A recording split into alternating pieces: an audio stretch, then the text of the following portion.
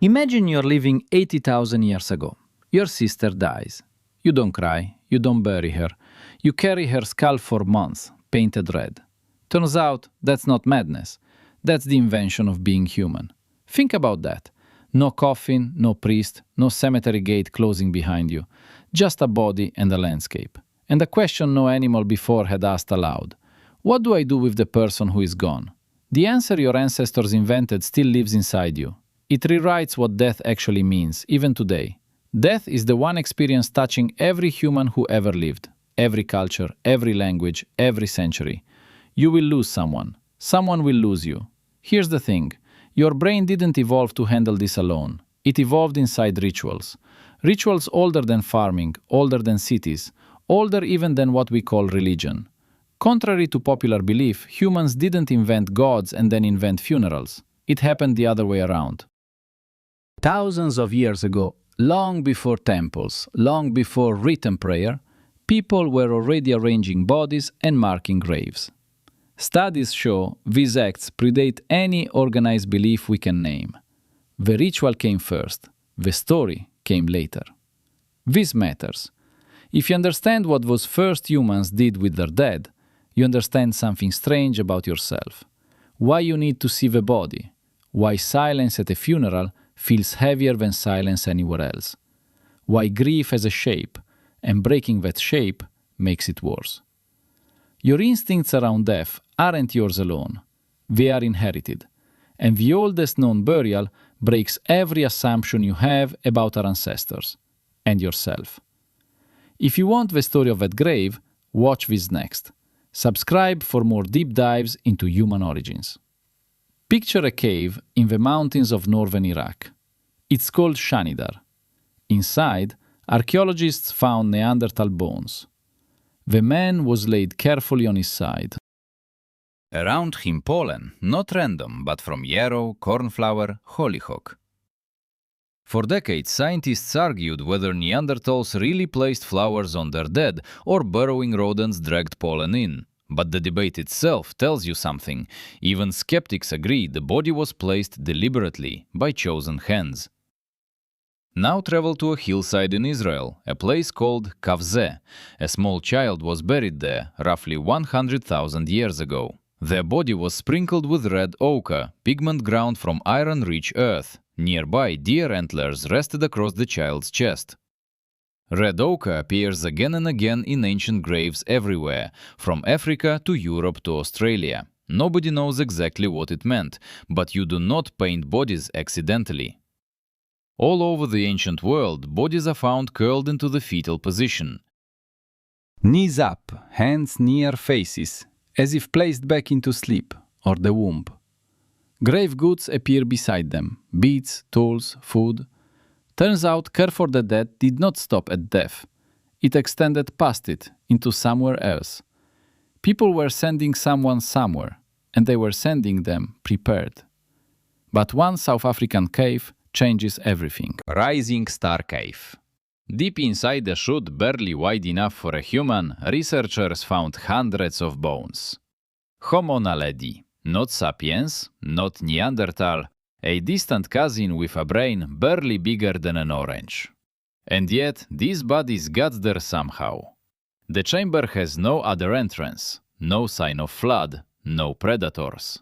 The most reasonable explanation? Other Homo naledi carried them in, deliberately, in the dark, through impossible passages. The route is so tight that modern archaeologists needed special training just to reach it. Let that sink in.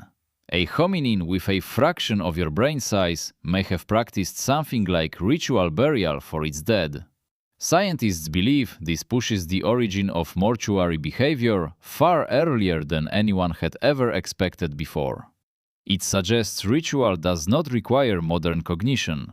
Turns out ritual itself may have helped create the modern mind. But burial is only one option ancient humans invented. Some practiced excarnation, leaving bodies exposed for vultures and weather. The clean bones left behind were collected and stored.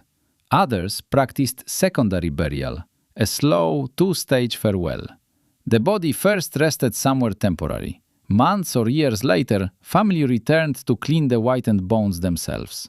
They painted them with red ochre pigment, rearranged them carefully, buried them again, this time for good. And then there is the practice that most disturbs modern readers today: cannibalism. But not what you imagine, not the aggressive horror story kind. Mourning cannibalism. Eating your dead as a sacred act of pure love. The reason they ate their dead unsettles you, but only because you were raised to feel that way. Consider the wari of the Amazon. Until the mid-20th century, when a loved one died, they grieved for days. Then, with great sorrow, the body was roasted and consumed by relatives. Anthropologists recorded something no textbook prepared for. The wari were not celebrating. They were weeping openly. They described the act as the ultimate form of compassion. Leaving the body in cold earth was abandonment. Taking it inside was keeping the beloved close, always home. The Fore of Papua New Guinea practiced something similar. Women and children in particular consumed parts of deceased relatives. It was mourning, memory made physical. Studies show the grief chemistry in those brains matched yours today. Same hormones, same neural circuits, same ache. Only the outward act, the ritual itself, was ever different. Here's the twist. Your disgust is not natural, it is cultural. Your brain was never born knowing this.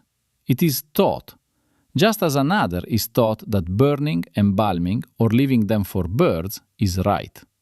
Contrary to popular belief, no universal instinct tells us what to do with a corpse, only that we must. Your reaction to endocannibalism says more about the century you were born in than the people who practiced it. Now, consider what happened to the skulls. Around 9,000 years ago in Jericho, people did something extraordinary.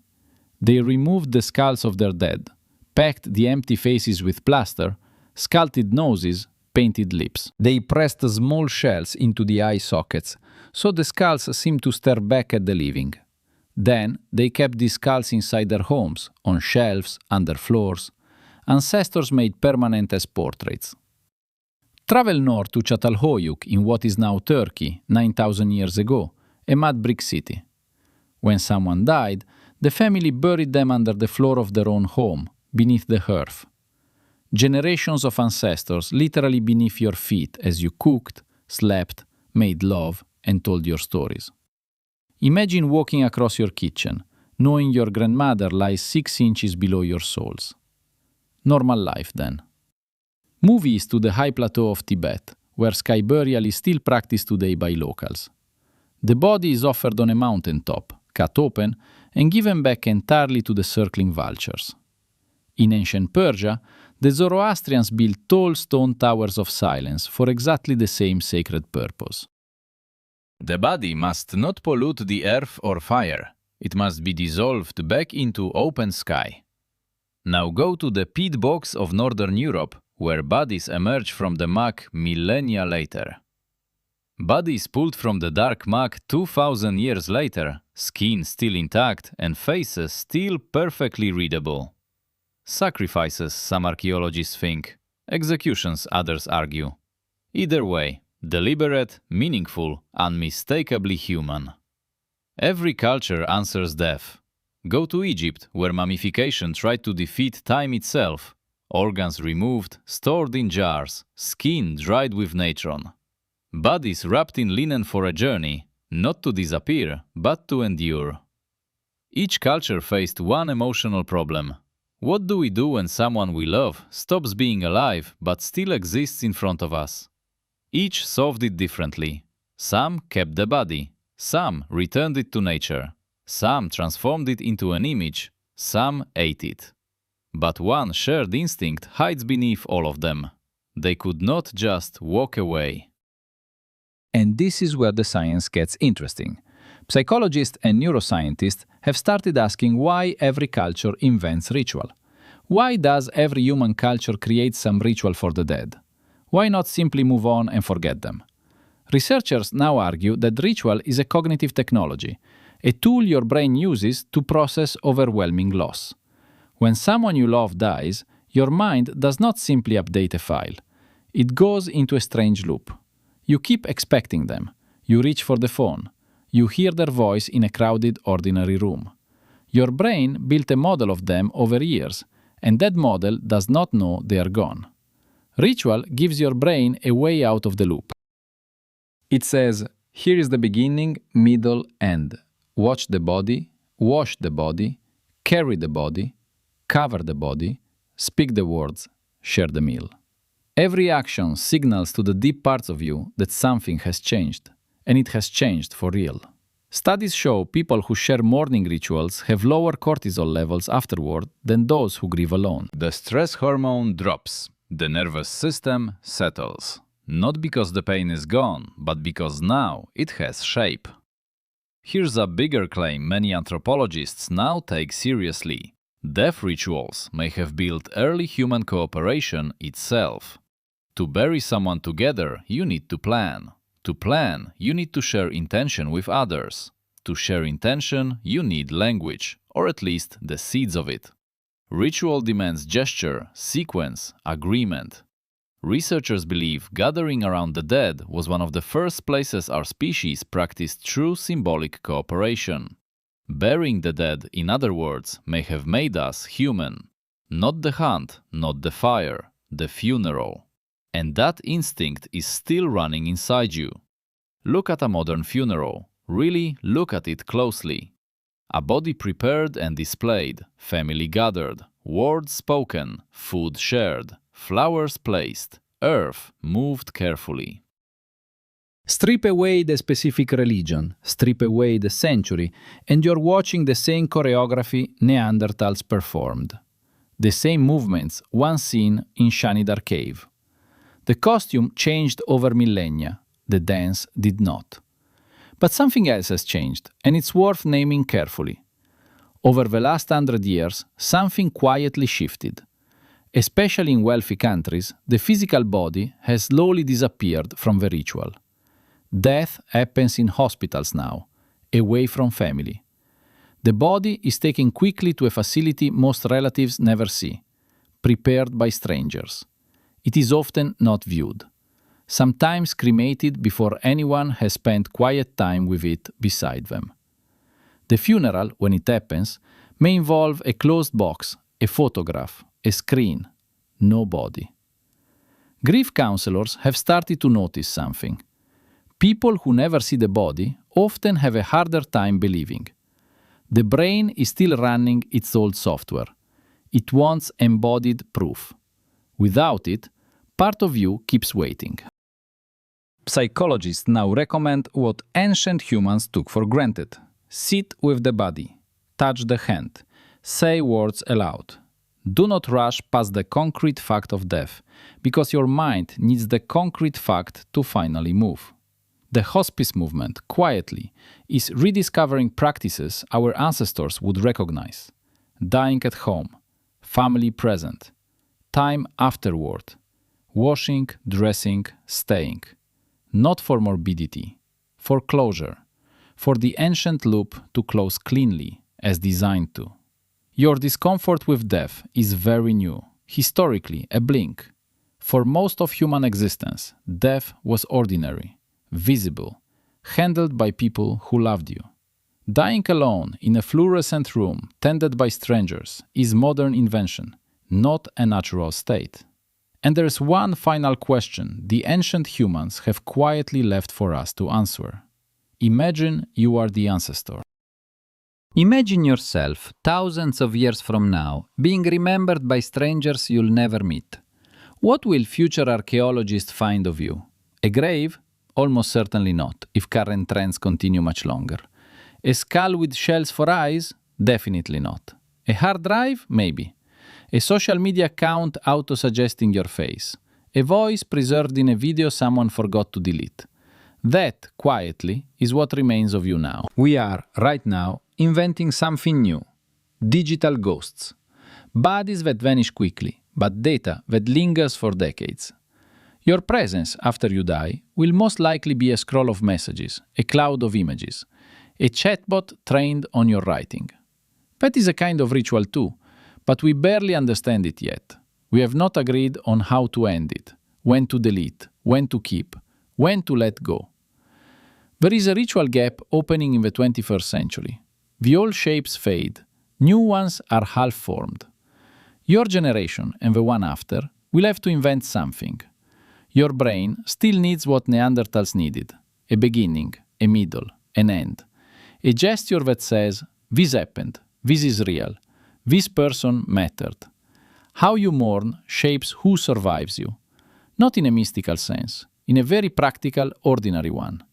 The people who remember you will carry a version of you forward, shaped by whatever ritual you gave them. Even now, if you think of someone you lost, notice what you remember. Not their most impressive moment. It is a gesture, a meal, a small ritual repeated. That is how the dead stay alive in living. Not in monuments, in habits. Ancient humans figured this out with almost no tools and almost no words. They carried skulls, they painted bones, they ate their dead. They buried them and slept above them. They were not primitive. They were doing exactly what your brain still asks for, only more honestly now. So the next time you feel that strange wordless pull at a funeral, know you're not being sentimental. You're being ancient, running software carefully refined for at least 100,000 years, probably far longer. It is one of the oldest parts of you, older than your language, older even than your name. Before you go, one related mystery awaits. If ritual came before religion, then a much bigger question follows.